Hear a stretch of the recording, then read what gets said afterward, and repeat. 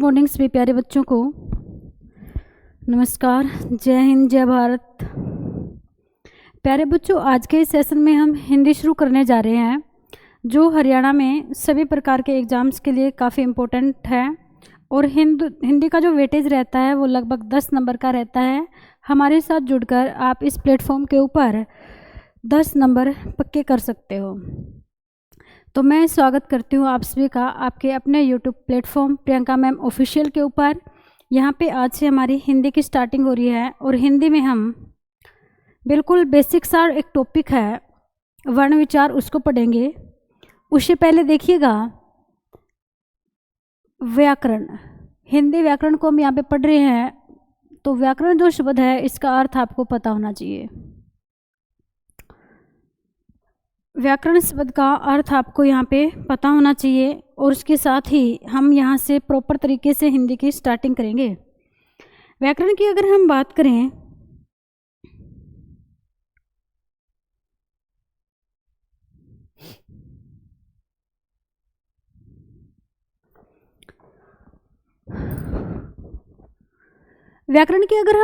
तो व्याकरण किसे कहते हैं?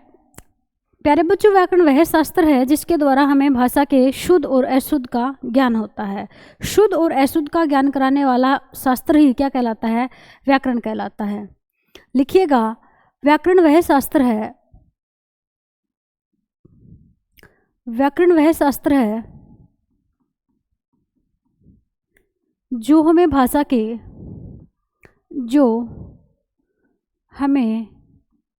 भाषा के शुद्ध और अशुद्ध रूप का ज्ञान कराता है। शुद्ध व अशुद्ध रूप का ज्ञान करवाता है।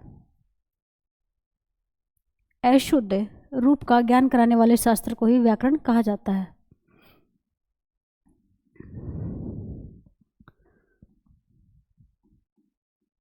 ज्ञान करवाता है। जैसे कि एक वाक्य है, अगर मैं बोलूं रोहन स्कूल जाती है, तो देखिएगा रोहन के अकॉर्डिंग जाती जो क्रिया है वो गलत है। रोहन क्या है? पुल्लिंग है, और पुल्लिंग के अकॉर्डिंग यहाँ पे क्रिया क्या होनी चाहिए? जाता होनी चाहिए।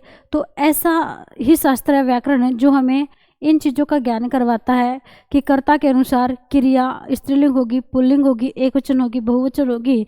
ये सारी चीज़ें हम व्याकरण के अंदर सीखते हैं। व्याकरण की अगर हम बात करें, व्याकरण के भेद कितने होते हैं? तो व्याकरण के भेद 4 होते हैं। अगर हम भेदों की बात करें तो व्याकरण के 4 भेद होते हैं।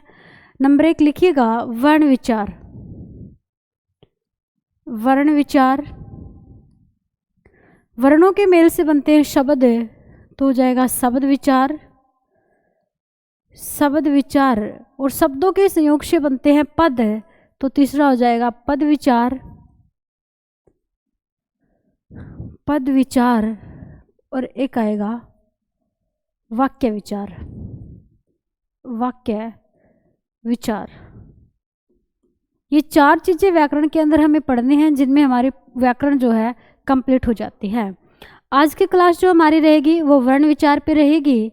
तो आज की जो हमारा टॉपिक है वो है वर्ण विचार। वर्ण विचार,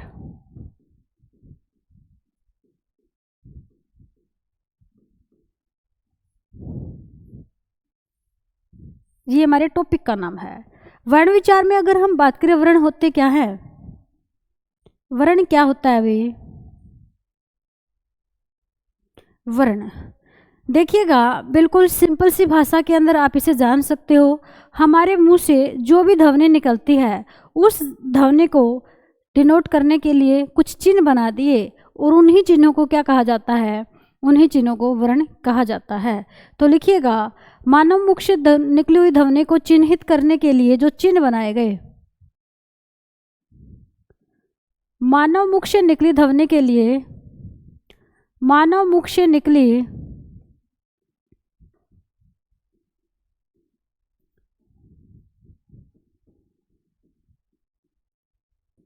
ध्वनि के लिए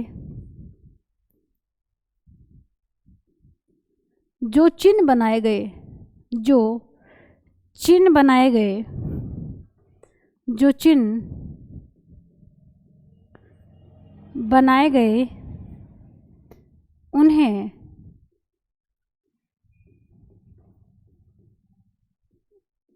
वर्ण कहा जाता है, उन्हें वर्ण कहा जाता है। उसके बाद देखिएगा, भाषा की सबसे छोटी इकाई,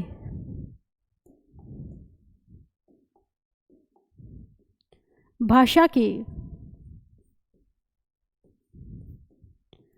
सबसे लघुत्तम इकाई, लघुत्तम इकाई जो होती है उसे वर्ण कहा जाता है। ये जो वर्ण होते हैं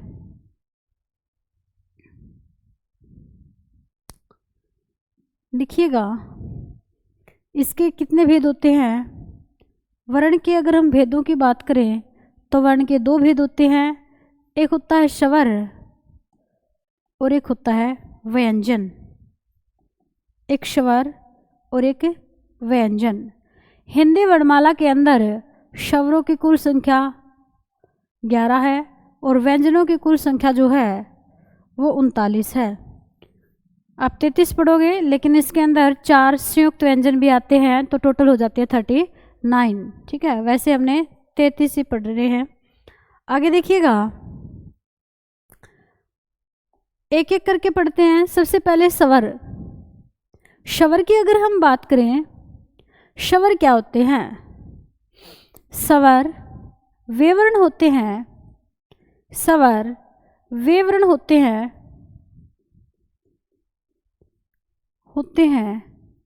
जिनका उच्चारण स्वतंत्र होता है, जिनका उच्चारण स्वतंत्र होता है, स्वतंत्र होता है, ऐसे वर्णों को स्वर कहा जाता है। स्वर जो होते हैं इनके टुकड़े नहीं हो सकते, इनके टुकड़े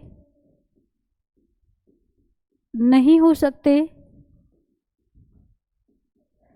स्वरों की अगर हम बात करें तो इनकी जो संख्या होती है, स्वरों की जो संख्या होगी वो 11 होगी। अगर बात करें 11 स्वरों की मात्रा कितनी होती है, 11 स्वरों की मात्रा कितनी होती हैं, तो मात्रा होती हैं 10। कितनी मात्रा होती हैं? 10। अब ये 11 स्वर कौन कौन से हैं? ए, आ, छोटी ई, बड़ी ई, छोटा ऊ, बड़ा ऊ, री, ए, आई, ओ, औ। ये होते हैं कुल 11 स्वर। अब इन 11 स्वरों में स्वरों के जो प्रकार होते हैं वो 3 प्रकार होते हैं। एक होता है लघु स्वर या हर्षो स्वर और एक होता है दीर्घ स्वर। इनके अलावा एक होता है प्लुत स्वर।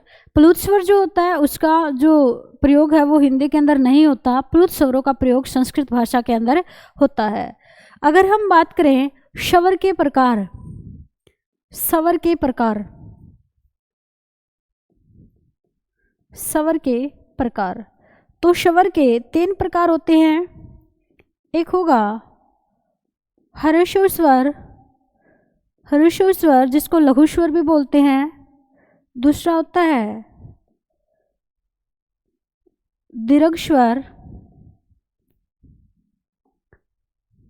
और तीसरे नंबर पे आएगा प्लुत स्वर, प्लुत स्वर। प्लुत स्वरों का प्रयोग संस्कृत में होता है। ये जो स्वर है ये संस्कृत में प्रयोग होते हैं, संस्कृत में प्रयोग होते हैं।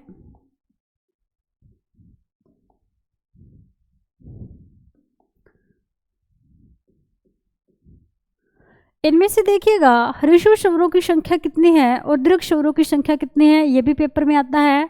तो हर्षो स्वर 4 ही होते हैं, ए, छोटी ई, छोटा ऊ और री। ये जो 4 स्वर होते हैं ये हर्षो स्वर है।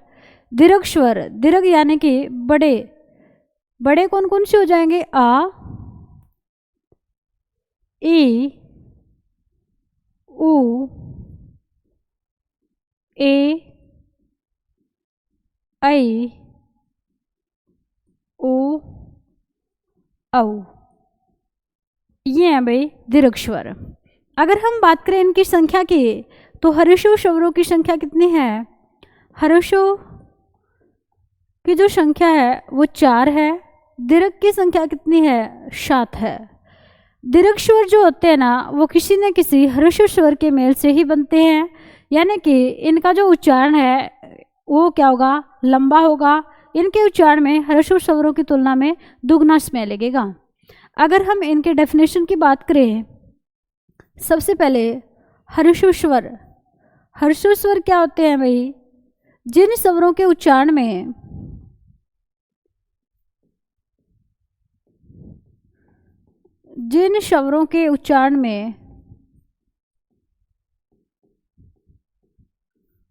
कम समय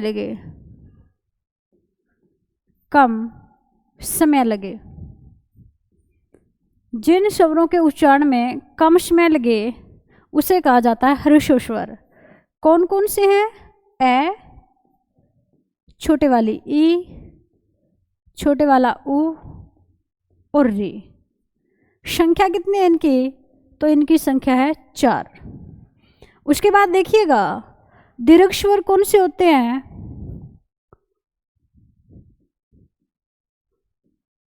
दीर्घ स्वर। दीर्घ स्वरों की अगर हम बात करें तो वे स्वर जिन स्वरों के उच्चारण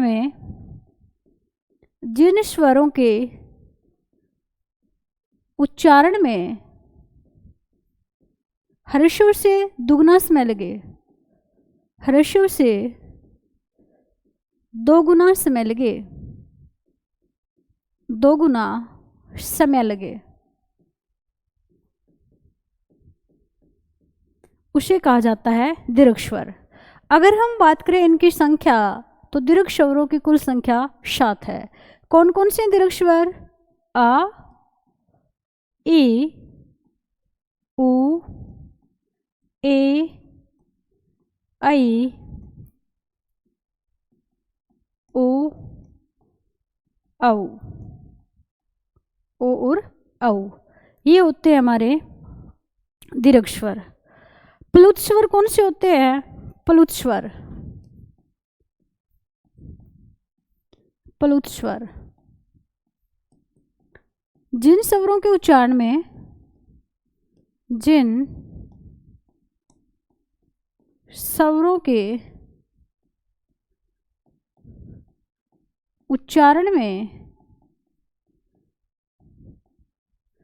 दीर्घ स्वरों से ज़्यादा समय लगे, दीर्घ स्वरों से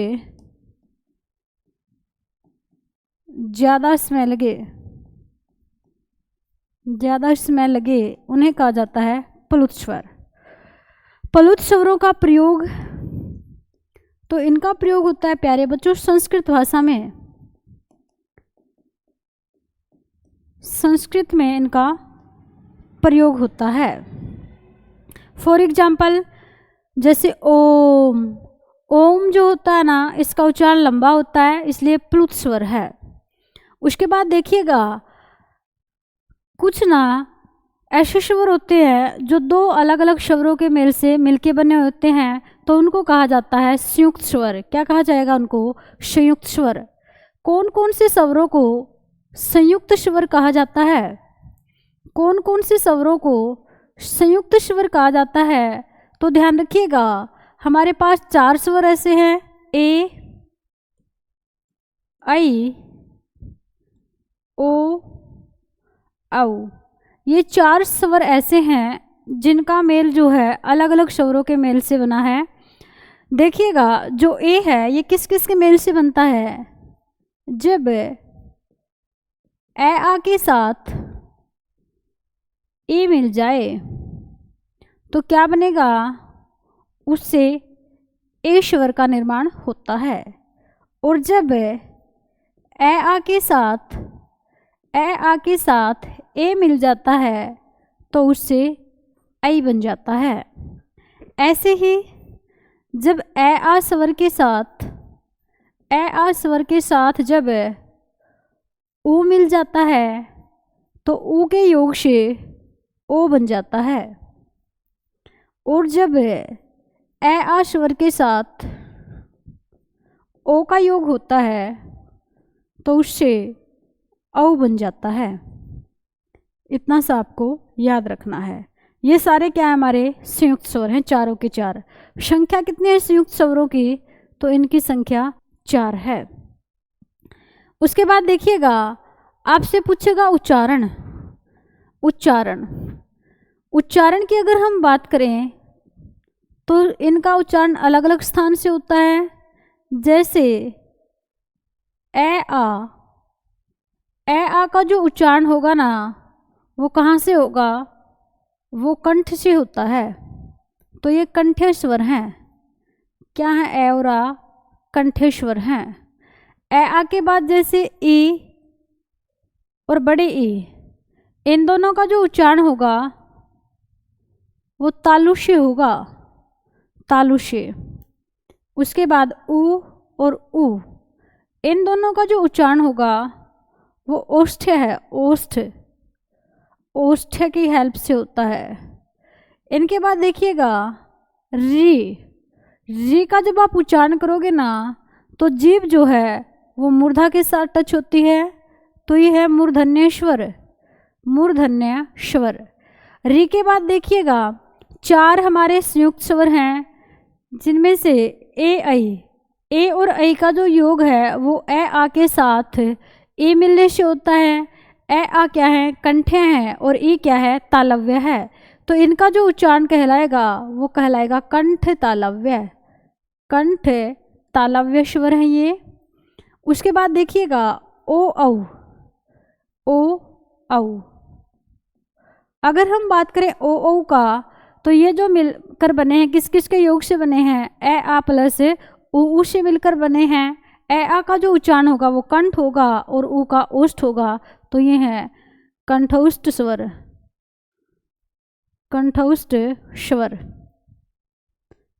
स्वर। क्लियर है यहाँ तक? उसके बाद देखिएगा व्यंजन।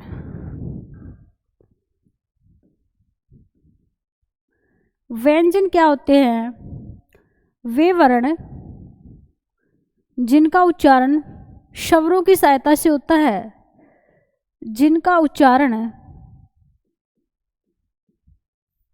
स्वरों की सहायता से होता है, स्वरों की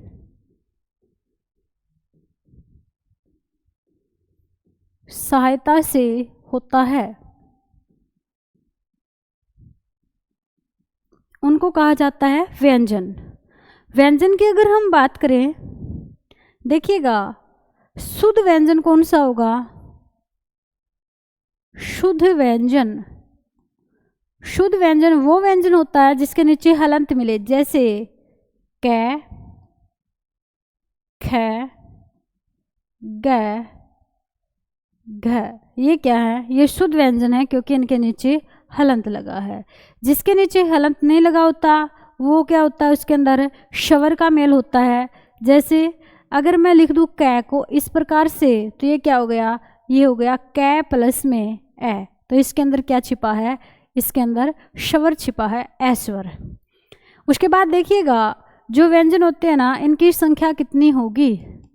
इनकी संख्या कितनी होती है? तो बचपन से आप पढ़ते आ रहे हो 33 है, लेकिन 33 नहीं 39 होती है, क्योंकि 4 क्या होते हैं? संयुक्त व्यंजन भी होते हैं। व्यंजन जो होते हैं इनका अलग अलग विभाजन किया गया है। जैसे एक होता है स्पर्श व्यंजन, स्पर्श व्यंजन। स्पर्श व्यंजन वे व्यंजन होते हैं जिनका उच्चारण करते समय जो हमारी जीभ है वो अलग अलग स्वर तंत्रियों के साथ टच होती है, टकराती है, तो उनको कहा जाता है स्पर्श व्यंजन। कहीं ना कहीं पे स्पर्श होगी जीभ। उसके बाद देखिएगा उत्क्षिप्त स्वर होते हैं, उत्क्षिप्त।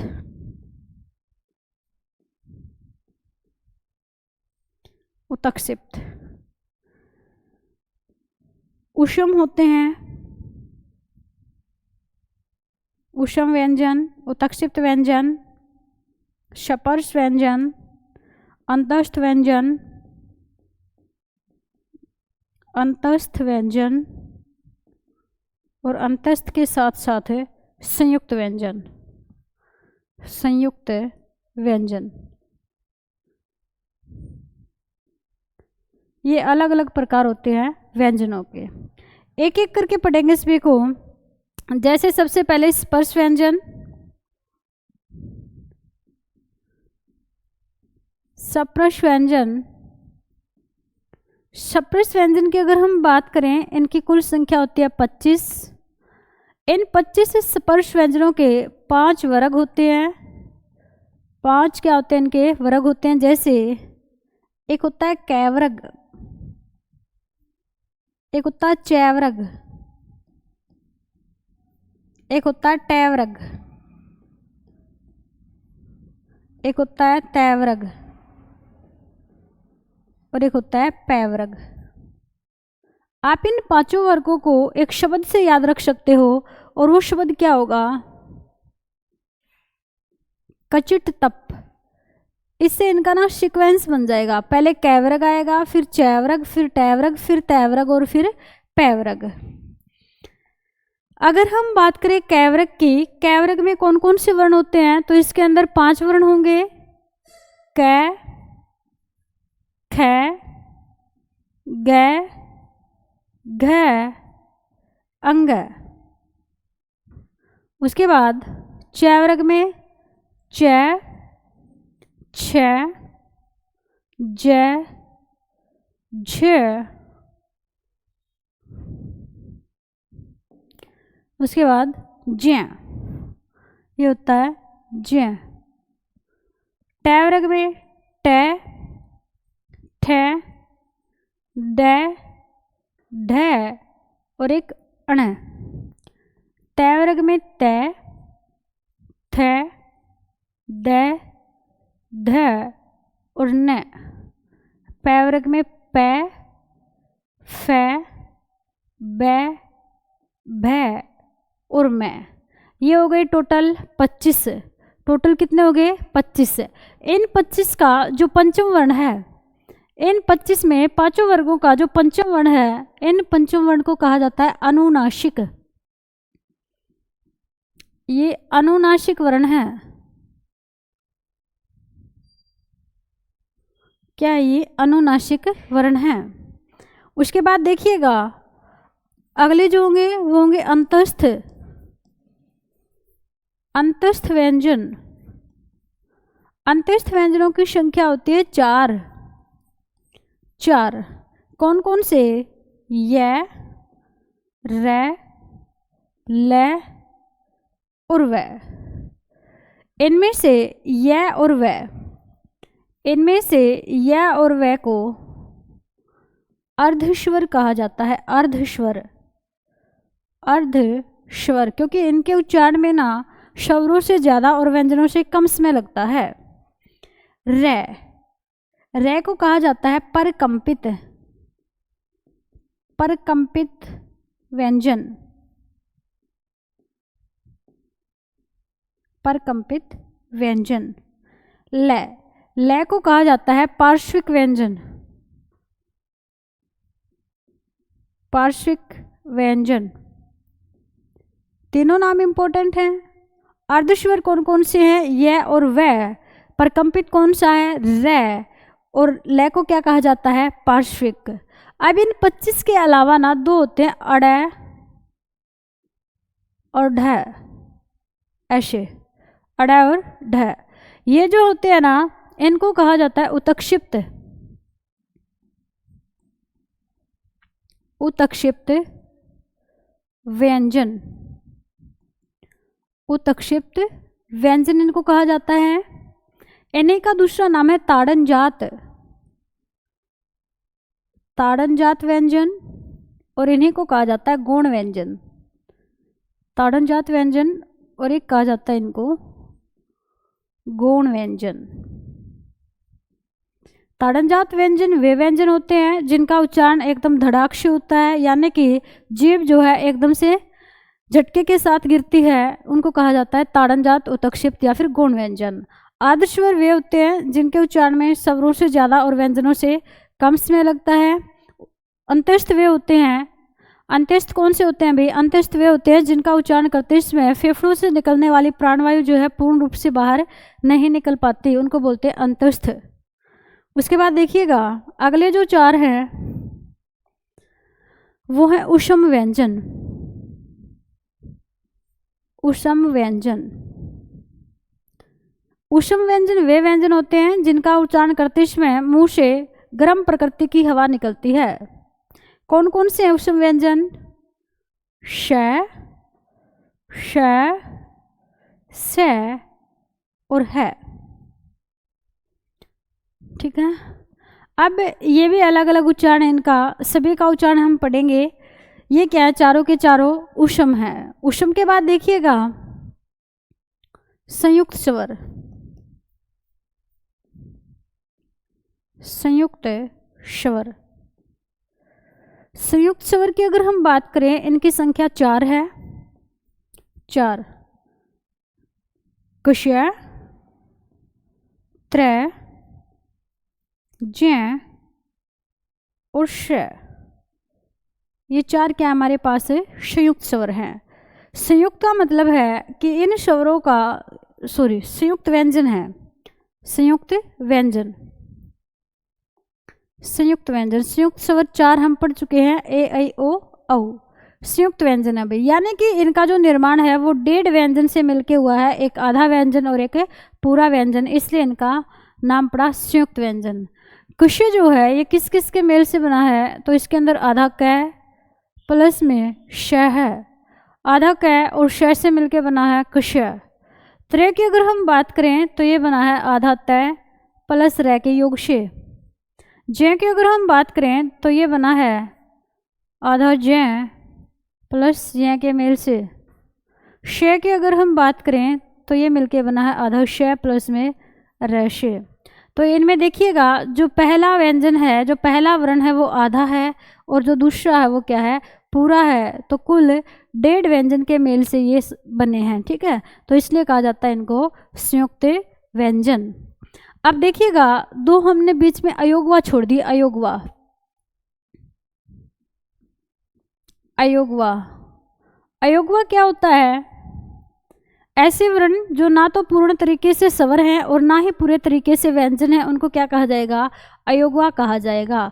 यानी कि जिनका उच्चारण ना तो पूर्ण तरीके से स्वरों की तरह है और ना ही पूर्ण तरीके से व्यंजनों की तरह है, उनको क्या कहा जाएगा? उनको अयोगवा वर्ण कहा जाता है। अयोगवा कितने हैं?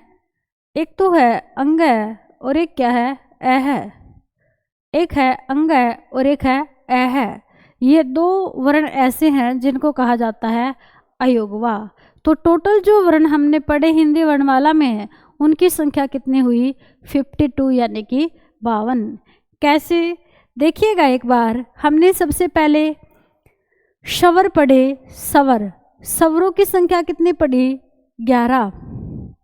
उसके बाद 2 है ये अयोगवा, अयोगवा जिनकी संख्या है 2। बचपन में पढ़ते थे सारों को स्वर में ही। ठीक है, 13। उसके बाद देखिएगा सपर्श व्यंजन। सपर्श व्यंजन की अगर हम बात करें तो इनकी संख्या कितनी है? 25। उसके बाद उत्क्षिप्त व्यंजन, उत्क्षिप्त व्यंजन, इनकी संख्या की अगर हम बात करें तो इनकी संख्या है 2। उत्क्षिप्त के बाद अंत्यस्थ व्यंजन, अंत्यस्थ